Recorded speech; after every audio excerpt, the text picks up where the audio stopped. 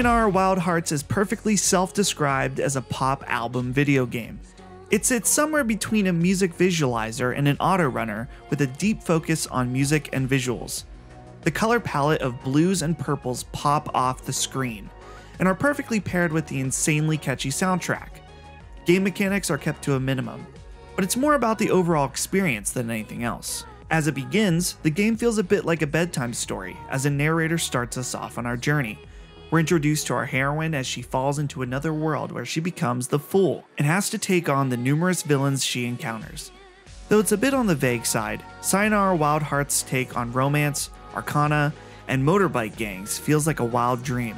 Progressing through the game's 23 levels will take you to a variety of locations, with a few that have different gameplay mechanics.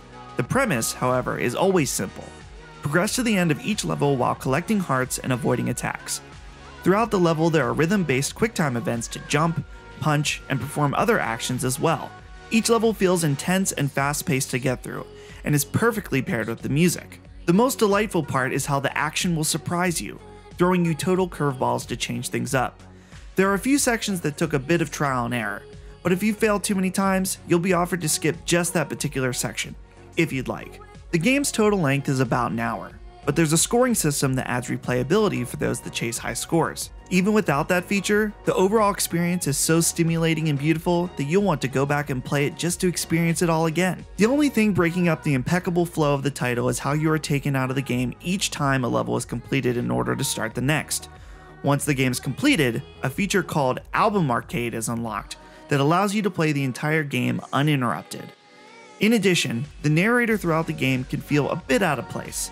Though she only chimes in at the beginning and end of levels, she says a few things that were more on the cringy side and did not fit the overall feel of the game. Overall, Sayonara Wild Hearts is a fantastic celebration of pop music and spectacular visuals. Its runtime is a perfect length for multiple playthroughs, and the songs will be stuck in your head long after the credits roll. Turn down the lights, crank up the volume, and remember, Wild Hearts never die.